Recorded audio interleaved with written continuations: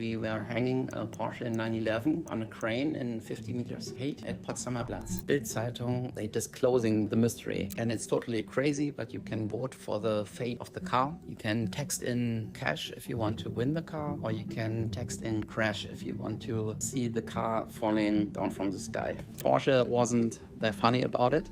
We were the first company in Germany that was able to establish a 5-digit code without a prefix, accessible from every single operator. So you can't communicate to the audience. So it was a 5-digit figure for all networks. Welcome to another episode of Future Consumer Marketing by Global Talent. Today in the room here, I have Dirk Kraus, the CEO and founder of YOC. I hope I'm pronouncing that right. Absolutely. Thank you so much for being here. Thank you so much for coming. I'm super excited. I think you have a lot to tell, a lot of cool stories. But maybe we could start from the origin story, from the very beginning. And how did you even come to found YOC in 2001? Yeah, that's absolutely correct. That was 2001.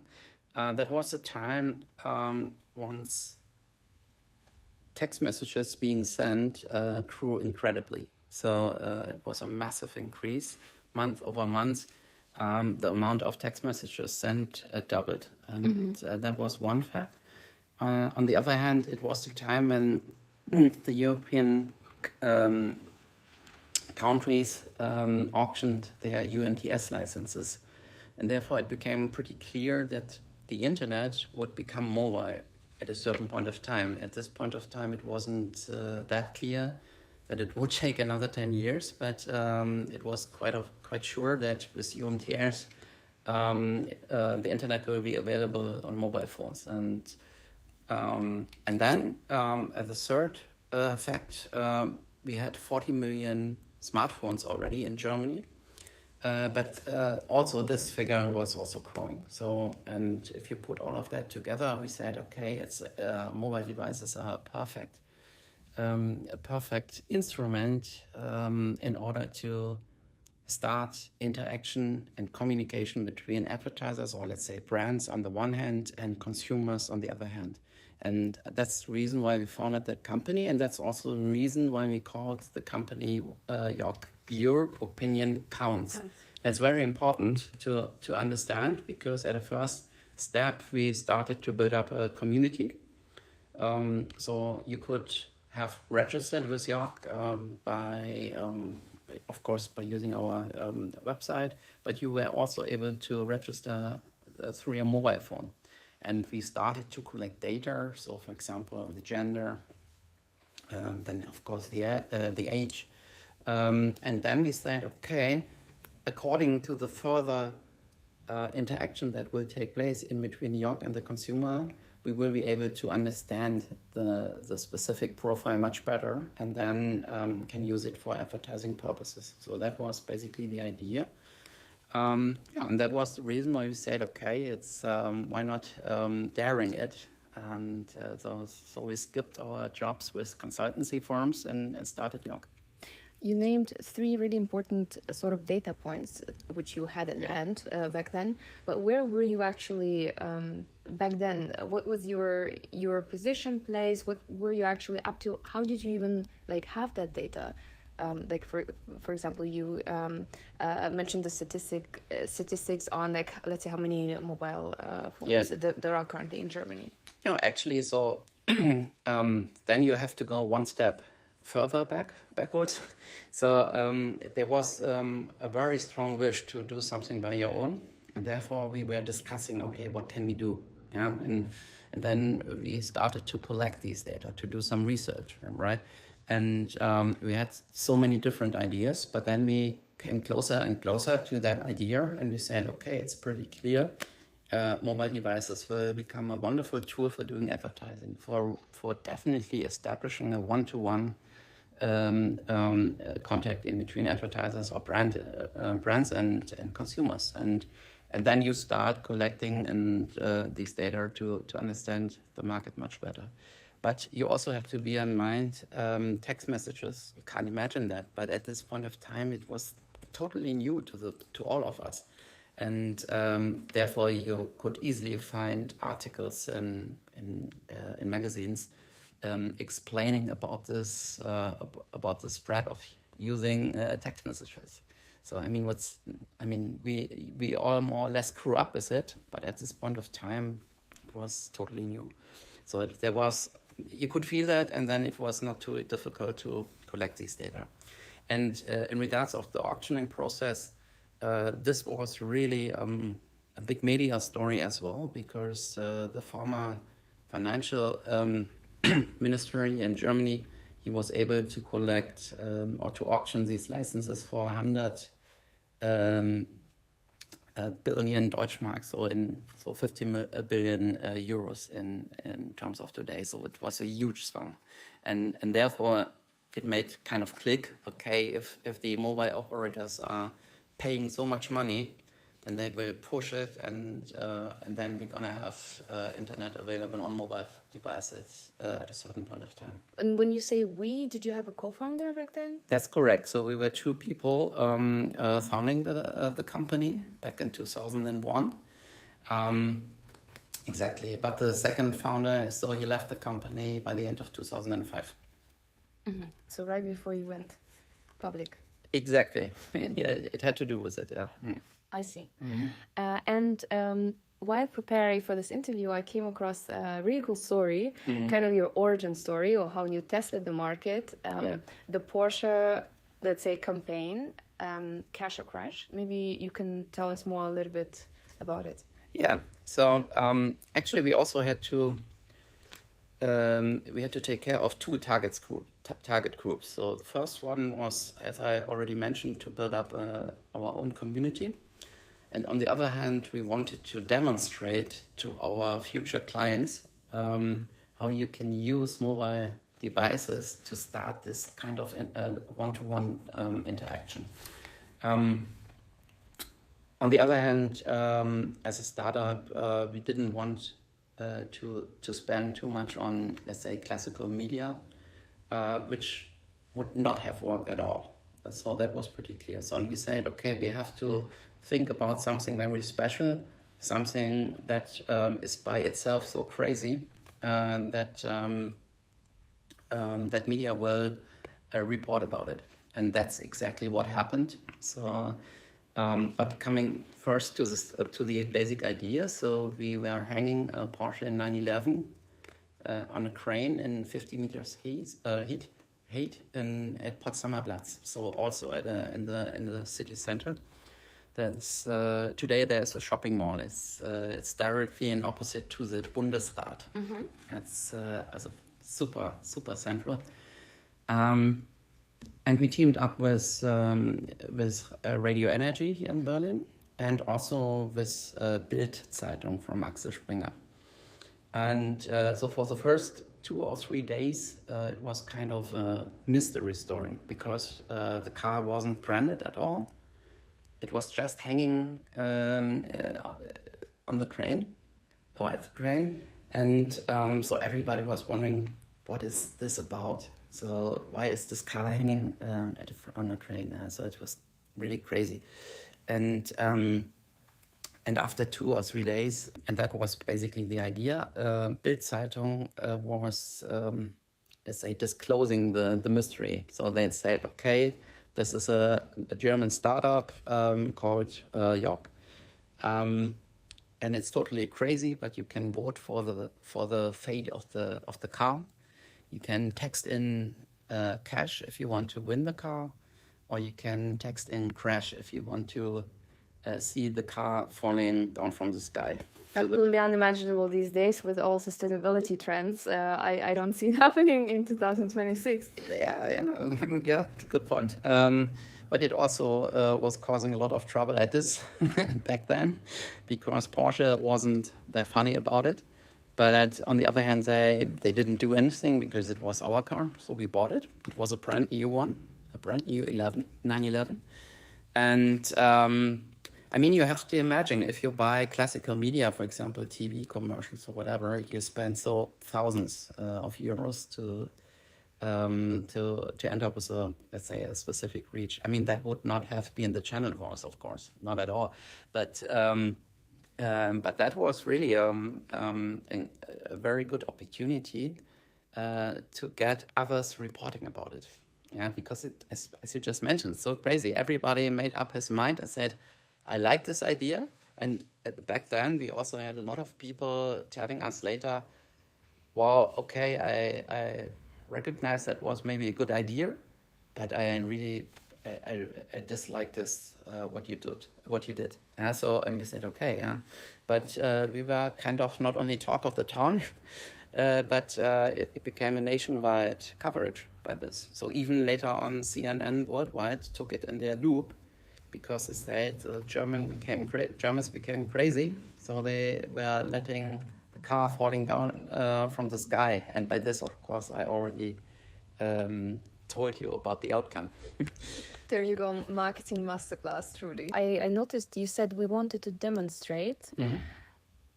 At first, I thought maybe you also wanted it, like you wanted to test it yourself. How were you even like sure of it that it will work? You wanted to demonstrate that sending SMS and this mobile engagement has a lot of power and a lot of potential, but how do you even have the vision in mind without really like having traction? Well, once we came up with our business model, with the idea, so we said, okay, this needs to be tested. That was pretty clear. But at the very beginning, we knew that we needed a high reach of profiles, so of people registering with us. And therefore we said, okay, how can we realize that? And then we started to think about it. And we came up with so many ideas. I can tell you 2 other campaigns that we definitely conducted, which were even more successful than Cash or Crash. And you did them? We realized that was straight after Cash or Crash. So one was, I'd like to say, 2 or 3 months later, and the other one another 3 months later. We come to that. From a technical point of view, we were the first company in Germany that was able to establish a 5-digit code without a prefix, accessible from every single operator. So you can't communicate to the audience. Okay, text in 0160 and then whatever. It's too long, right? So it was a 5-digit figure for all networks. Yeah. So like Yamba did it later. So the ringtone company to order your ringtones, and we had this single shortcode as the first player in Germany. And therefore, you're absolutely correct. We needed to test it. So if that's going to work. On the other hand, as mentioned, we were thinking of ideas. How can you start interaction with a lot of people? And then we were looking around, and within the internet, we found a Swiss, very small campaign. I actually liked it a lot. And this was for us the inspiration. The inspiration, thank you, the starting point. So, and at the end of it, we came up with Cash or Crash. This was a Swiss, I don't know, it doesn't matter, but it was a Swiss web page, and there were 5 or 6 dots were set, and the only question was, okay, everybody is able to participate, and please choose your dog you would like to add to this picture. And at the end of the day, the outcome was the Swiss border, right? And this was being, let's say, realized by some thousand people that were ending up at this webpage and putting the dot at the correct position. And we liked that idea. And then we thought, okay, this is really cool. But how can we work with that? And then we said, okay, nobody will report about it. It's a bit boring. On the other hand, I mean, it's a nice idea, what you can end up doing together. But I mean, there must be something happening, right? That was the idea. And then we developed the idea of Cash or Crash. Yeah. And your background before YOC was what exactly? Was it also marketing or was it PR? Sounds like it to me. Actually, no, no PR. On the other hand, I was studying marketing, yes, but also corporate finance. I'm more or less a kind of corporate finance guy. And I was working for a consultancy firm here in Berlin in their restructuring team. So I had to cope with companies at the end of their life cycle, or let's say hopefully not at the end, but companies in difficult situations, let me put it like that. And this was... So that taught me a lot, and it was a wonderful time. I met the co-founder there, so so we liked each other, and we knew from each other that potentially there's a kind of interest to build up your own business at a certain point of time. And then we started to discuss, okay, what can we do together? And it took a couple of months or weeks or months, I don't know that how long it took exactly, but finally we developed the idea. You know, I see sort of like dots connecting in my brain after you mentioning that you were actually focusing on companies going through restructuring, or let's say at their like down point in their development or trying to reinvent themselves. It's interesting because you ended up founding a company which turned out to be so long lasting. Could that be that is sort of connected with each other, since you saw those kind of ends, right, or crashes of companies, and you probably took a lot of lessons with you, definitely, from observing it? Yeah. So actually, at a later point of time, our story is also a nice growth story on the one hand, but on the other hand, we also had to go through difficult times, and therefore that helped a lot. Yeah, so how to negotiate, how to things you have to take care of, and also to end up with tough decisions in short time, in a short period of time, and realizing results, right? And so I was there, and it was a perfect extension of university. Yeah, definitely. And so coming back to the Porsche story, yeah. How did it all end? Yeah, I already told it. So we had more or less 80,000 people participating, which is on the one hand quite nice. On the other hand, we expected something like that. And here again, so it's pure math. So we knew in beforehand that this car will fall down, because it's a game, it's a multiplication of the probability to win the car on the one hand with the specific usage that you end up with as an individual. What does it mean? As an individual winning the car, the usage is super strong, super high. Yeah, so if you win a Porsche 911, it's super great. But the probability to do so is like this. On the other hand, the probability to end up with not winning the car is super high. And here comes the point: seeing a car falling down from the sky also provides a kind of usage or use for yourself. So in Germany, you would call it Schadenfreude, to see the car falling down from the sky. And you could also name it, it was a spectacle, or it was a show, exactly. So, and therefore, applying that, so from pure theory, you could, I mean, of course, you need to wait how the outcome really looks like, but from pure theory, it was kind of clear that the majority will vote for crashing the car. And here comes again what's very important. Why did we call the company YOC? Your opinion counts. So you are telling me what you want, and I will do it. And that was the promise towards the audience. And so we said, okay, we need to be a trustworthy partner. So always, if you receive a text message from YOC, again, 160 characters available back then only. And therefore, our name needed to be very, very short, because we wanted to have much of the space for the advertiser, right? But we knew that sending a text message, that you need to have somebody who is sending it, so that as a receiver or somebody as the person receiving the text message, that you knew, okay, I registered with YOC and here's a message from YOC. Yeah? So a trustworthy partner. And then if you have established such a relationship, if you would call it, then it's becoming much easier to bring brands and advertisers into this interaction. Fascinating. It's really fascinating to hear the origin story, but I'm also curious about what is actually YOC today. How does the company look like? You probably reinvented yourself 300 times. Where you are at now? Yeah, so it would definitely take a couple of hours to explain what happened in between. So therefore, it's a nice idea to start where I was standing today. So today, YOC is actually doing that what we have written into our business plan, and that's also a nice story.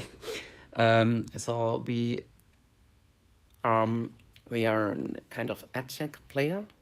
So we have developed our own software platform that is capable to deliver and to dispatch so-called high-impact formats in an automated manner.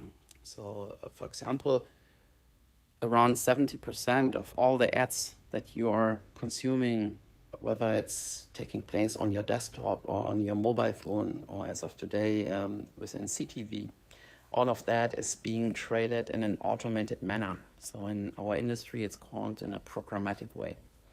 So what does it mean? It means that media agencies and brands don't send bookings any longer. So we are buying this or that from 1st of May until the end of May, as an example. They are still doing so, but more and more they are using machines where they are typing in what they want to buy. And then so-called demand-side platform, which is buying the ads, is buying it from another platform. And as an example, ours, we call it VISX.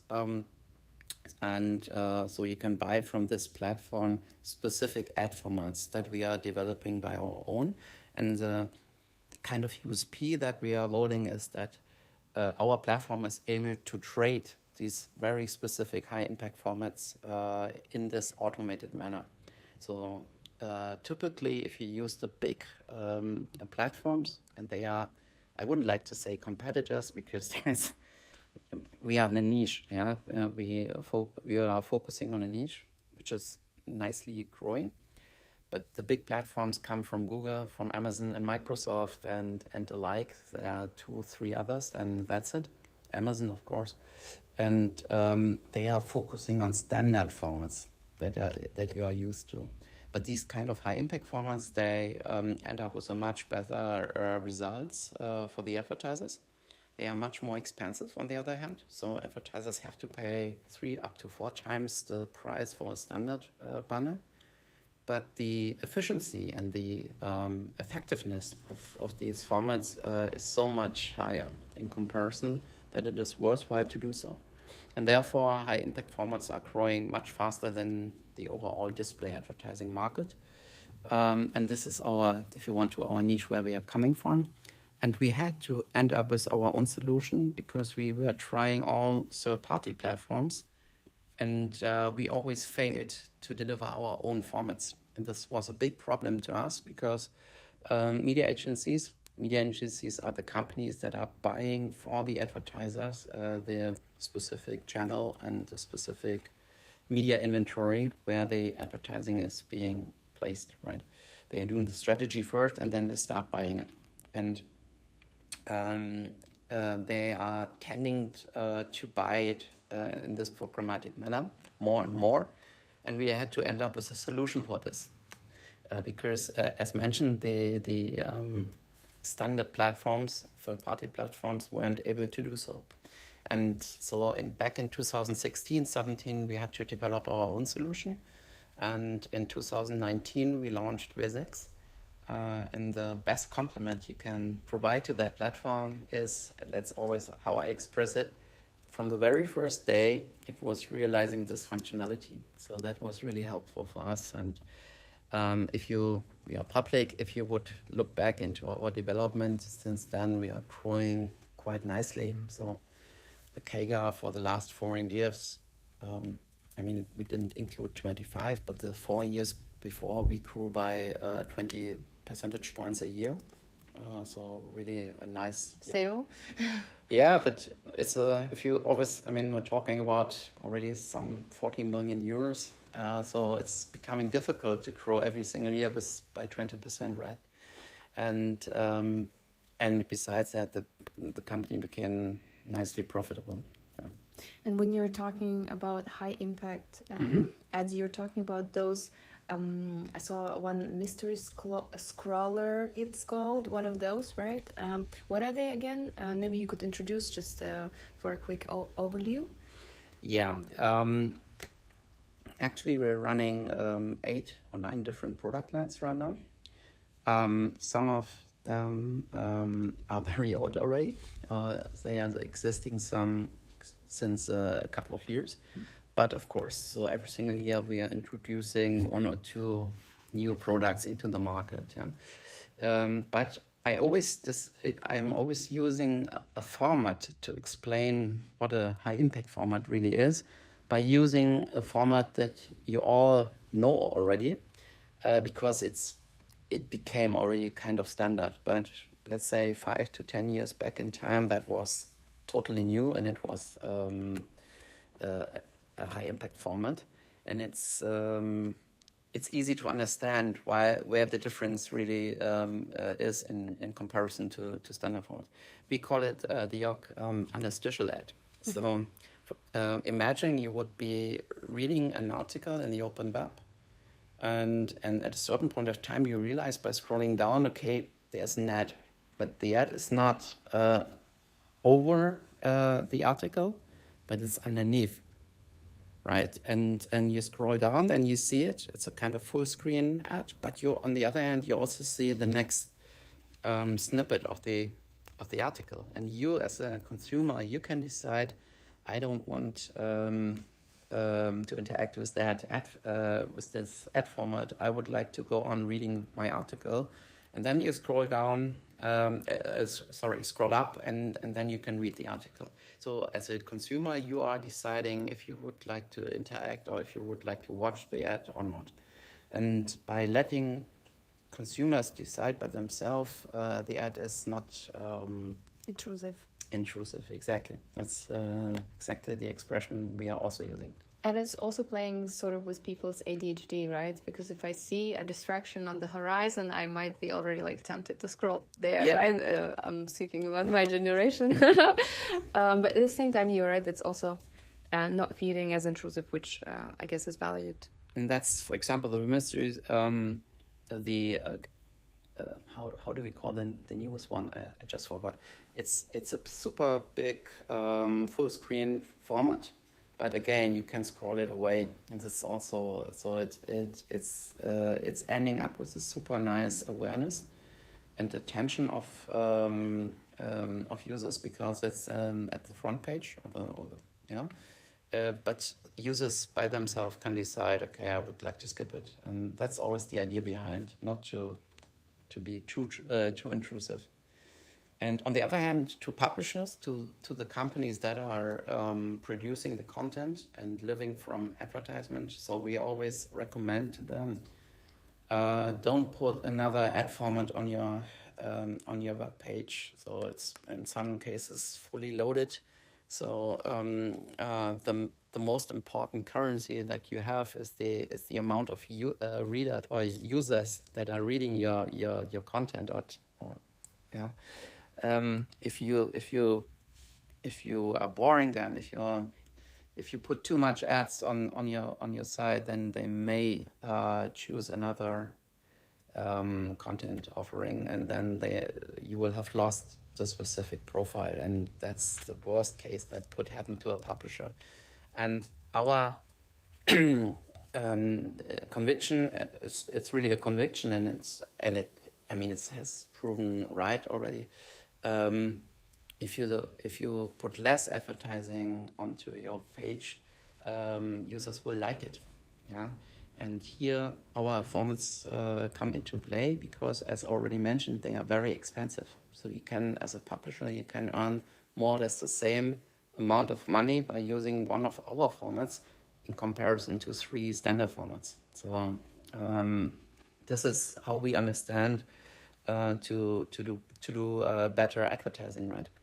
I also saw your formats have a sort of a trademark there. Do they? Why? For what reason? Do you collect royalties from someone also utilizing it, or not really? No. We are selling. Actually, we are selling the formats to the agencies and to the brands directly. So we are selling, if you want to, we are selling deals, as it is mentioned in this programmatic world, or campaigns, better said. We are selling these campaigns to companies like Mercedes-Benz, Volkswagen, Deutsche Bank, LVMH, you choose them. And they are all our clients. Yeah. And whether they come directly to us or whether they are being, or the other way is they are buying through media agencies, right? So both ways, of course.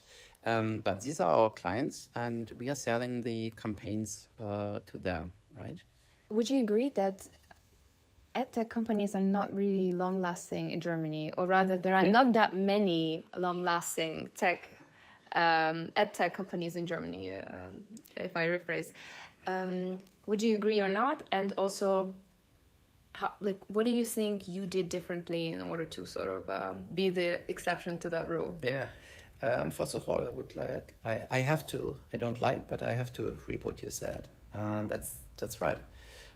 There were so many companies over the 2 decades that since I'm doing that, that appeared and at a later point of time disappeared. Lots of them stopped operations at all, but some of them got sold to other players. But you're right.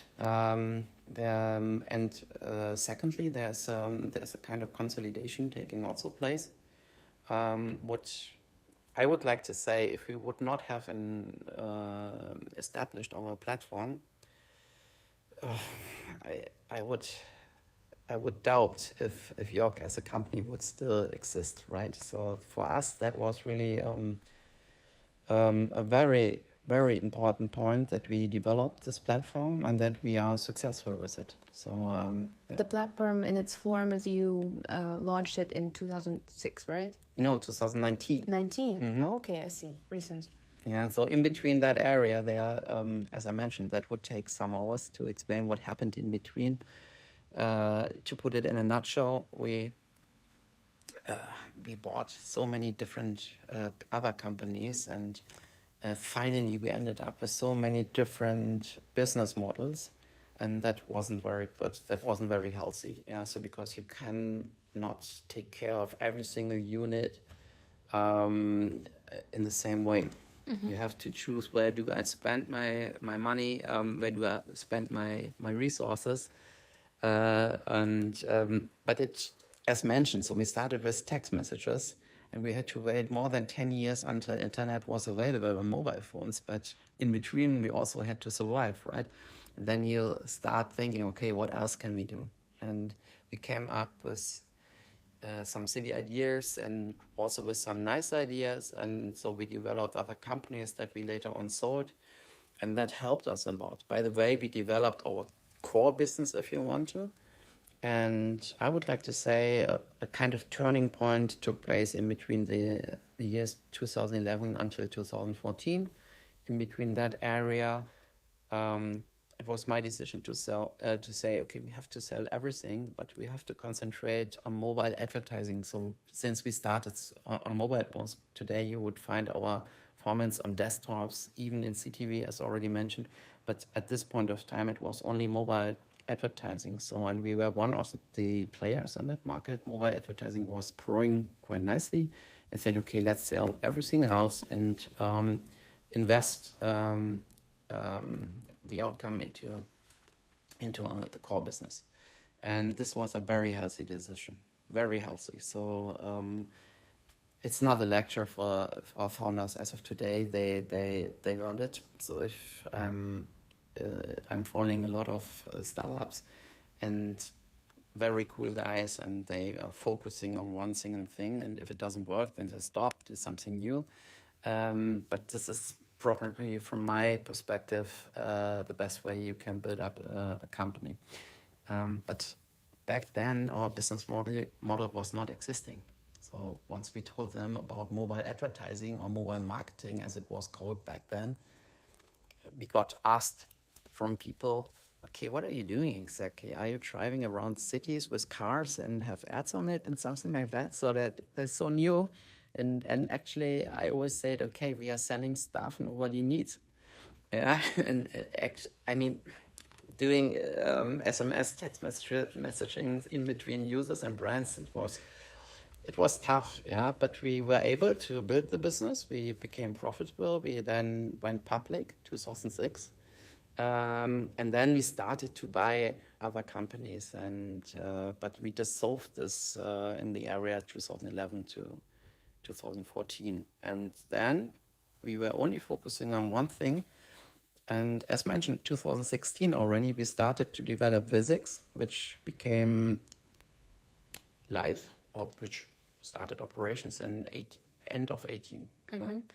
And since then, the company is really growing, nicely growing. Which is your core business right now, the VISX?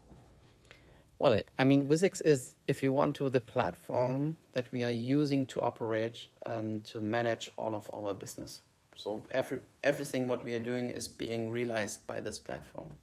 So we receive the assets from media agencies, which they are having. Let's say it's a 300 by 600 picture, and our platform is transforming this into, as an example, into an YOC Understitial Ad, right? And nobody has to touch it. It's all being done in an automated manner.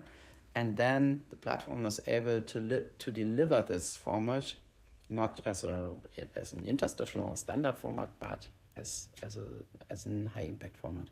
And that's what the platform is doing. I see. About the pivot in 2014, which you did, and you said it was sort of your decision or your idea to focus on mobile advertising. Where did you have the hunch for it? How did you see it coming, and how did you know that it's going to be the thing? Yeah, actually, this idea came up already in 2011. Mm-hmm.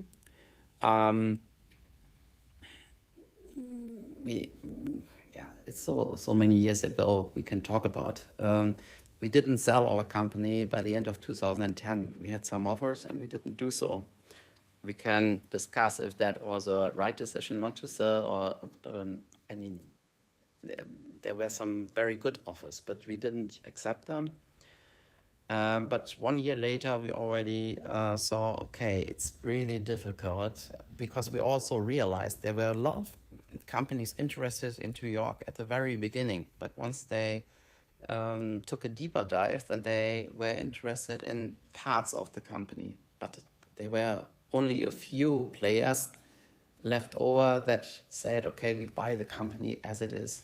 So, and I was thinking a lot about that. And then it's not too difficult to end up with finding out, okay, there must be a reason. And then I said, okay, yeah, definitely, we are offering too many things. We are doing too many things, and we can't concentrate on one thing.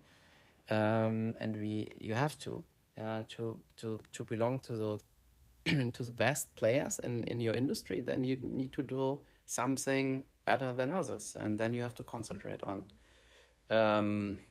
one business model, and that was the idea. But it took. Then we had a lot of difficult times within the company internally.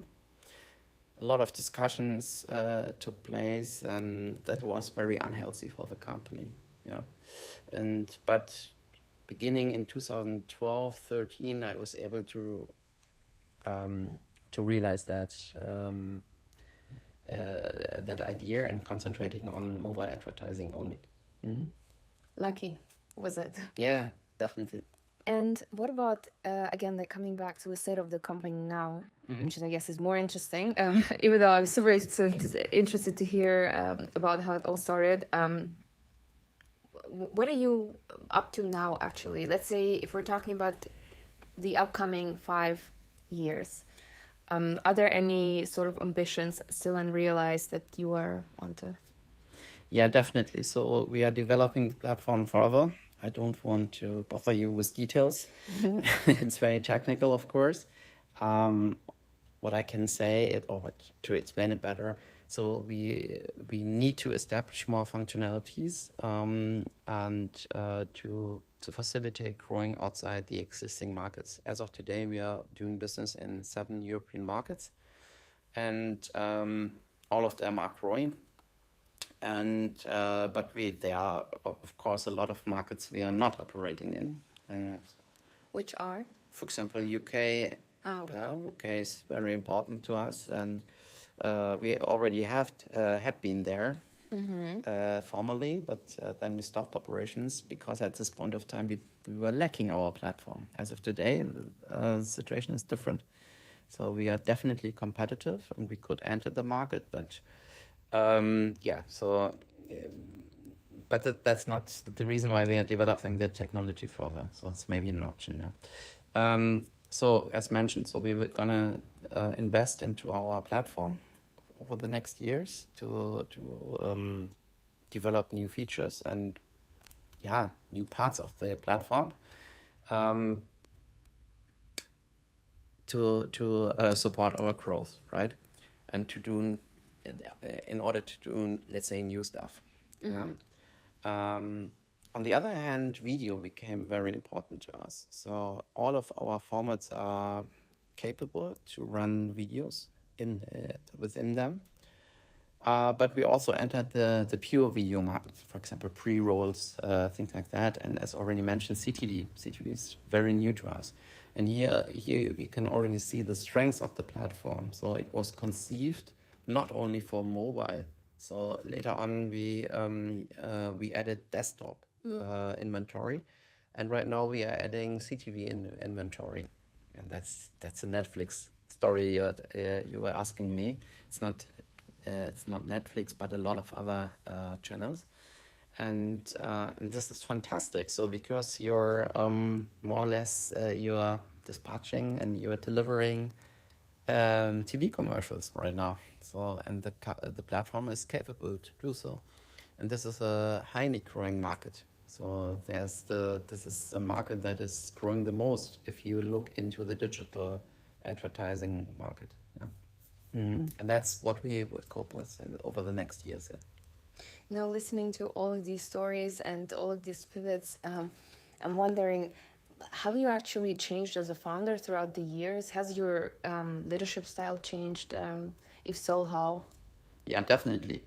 So at the very beginning, I did a mistake a lot of people do, a lot of founders do, to control everything and to be part of everything. So you're aware of the so-called micromanagement, And I think that was definitely my mistake in the early years, to get hold of everything and to put in my minds, my thoughts on everything. And that's something that you have to learn, but it's not that difficult. So if you have good people around you, and if you see what they are able to realize, then you see your own limitations, and then you start thinking, okay, let them doing their job. They are much better than yourself, and that's exactly what I would describe this as being the most important lesson I learned. Would you say in your team there's a high sense of ownership then? Would you say your team is rather autonomous? Yeah, definitely. So they take care of everything, and they, you have to be in mind, we are running 8 different offices all over Europe. not all over, as I mentioned, but in some markets. And here already that explains by itself that you have people that are taking care of our Zurich office or of our Vienna office, and they have to run the daughter companies that exist in the specific markets. And if you take a look here into our headquarters in Berlin, then of course here you have product development, you have all of the administration like marketing, HR, finance, and they are all doing their job, and they are definitely standing behind the company. They are putting a lot of power into it or energy into it, and that's, from my perspective, the only way that you can build up such a company and also being able to adopt, right? Our industry is moving fast, it's changing every single day, and so you have to have employees and people that like what they do, and you have to have people that are working with open eyes and taking care of. Yeah. So yeah. What do you actually value in people? Who do you hire? Mm-hmm. Yeah. Good point. This is very difficult to describe. I think at the end of the day, it's a gut feeling. Of course, there are some, let's say, hygienic factors that need to be fulfilled. But then I'm always looking for people that I trust, that are fighting for the company, that they are really that they really want to end up successfully by that what they are doing. Well, and here it explains why I call it gut feeling, because I mean, how can you measure that? How can you see that? It's a feeling that you have. What I value a lot is loyalty, definitely, because I've seen the opposite, and that taught me that loyalty is probably one of the most important values that you can look into. Are there any paragons? Like, are there any people at the company who have stayed for a really long time? Yeah, that's also, we have a lot of people that are with us since more than 15 years. Wow. Yeah, a lot of, not only one or two, but a lot of, I would like to say, at least more than 30 people are with us more than 10 years. Wow. So our fluctuation is not very high. Typically, that's at least what I receive as feedback. But maybe I'm not the right person to speak to. But I got always the feedback that they like being a part of YOC and like to work with the company. And yeah, so there are many people that are with us for years. Mm-hmm. Low turnover is as a parameter of you must be doing a good job. Not only me, maybe the others. The team around, I see. The team, definitely, yeah. And speaking of rapid change, we mentioned, that the industry that you're operating in is changing fast. Probably you've already sort of thought about how you could integrate AI into what you're doing, either in your operations or in your product. Maybe I'm interested in your take about what do you think is currently overhyped in that regard and what's actually super useful. Mm-hmm. Yeah, very good question. First of all, we integrated our own developed machine learning algorithms into our operations. So this is a nice step for us in delivering better products. How to explain that best? Typically, media agencies tend to buy one specific product from our product lines, right? And we realized, okay, I mean, we are discussing with them, why are you buying this specific product? So what's the intention of this campaign? What is the variable or the parameter you would like to see increasing by running the campaign with us? And as an example, if we take, for example, video advertising, then it's always the video through rate. That's a kind of very important, very important variable. this variable is measuring how many people that have started to watch a commercial and end up at the last second. Yeah, and the higher, of course, the value is, the better for the advertiser. And what we realized is that so many parameters are impacting the outcome of a campaign. It's not only where are you delivering the ad format, whether this is being on desktop or mobile, whether this is being in the morning or in the evening or during nights, on which publisher you're delivering it, and so on. So we are talking about hundreds of influencing factors.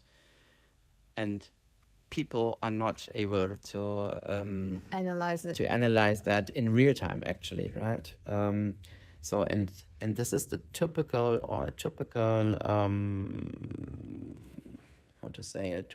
area where such kind of algorithms, machine learning comes into play, recognizing patterns, and then our machine is delivering the ads according to the patterns that deliver the best outcome for the target variable, for example, the VTR.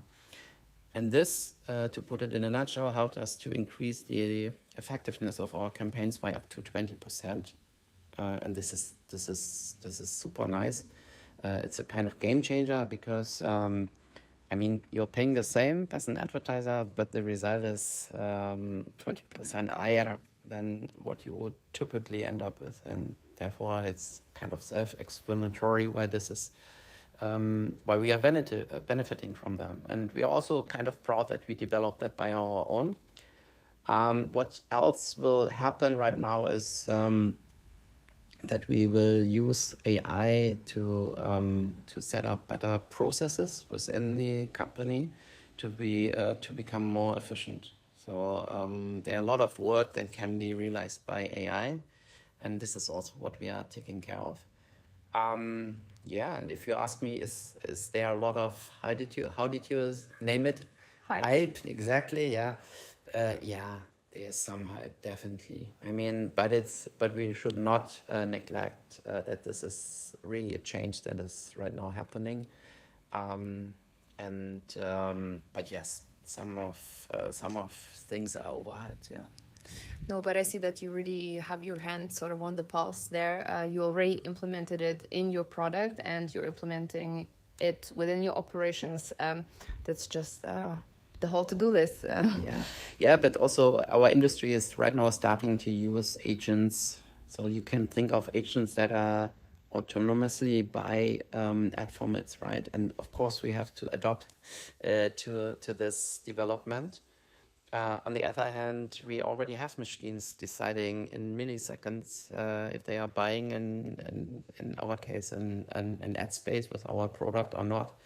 And so I think that a lot of change is taking place within our industry, but we at this point of time, we are at a very early stage. Listening to all of your stories, all I'm thinking about, how do I make myself so ready for change? As you have been ready this whole time and still are ready for change, what is it? Share the secret. Actually, I can't explain that. So, I mean, it has to do maybe with the industry we are operating in. So you have to adopt. If you don't, then it's becoming difficult. I have a team around me that is doing that, is fostering this development or this continuous change. And we are doing it since years, and we are used to it more or less. But what's the reason for why we are able to do so, I can't explain. The industry is the industry, but the players come and go, right? I was talking more about like your personal characteristic or mindset that probably... Let me answer this question from a totally different angle. Back then in 2011, especially 12 and 13, the company underwent through very difficult times, and this was exactly the time when we decided, okay, we have to focus on one business model, and so there were a lot of problems that we needed to solve, and we were discussing internally, we had so many problems internally, and we lost really the focus on developing the business further and realizing the plan to concentrate on one business area. And that was harming the company enormously. Huh? And at this point of time, I really developed a sense of I need to bring this baby through, right? And that's maybe the answer to your question. I want to develop YOC, becoming a success story and becoming a successful company that from the very beginning to whatever comes next is a strong company. And maybe that's the answer to your question. And I guess it's no longer who's the strongest or the fittest, it's the one who adapts. Therefore, maybe, yeah. We gotta keep on adapting. All right, Dirk, thank you so much for coming. This has been a pleasure. I've had a blast. We will be observing the company. We'll be monitoring what you're up to next. Yeah, nice. Yeah. Thanks for having me. Thank you. Thank you.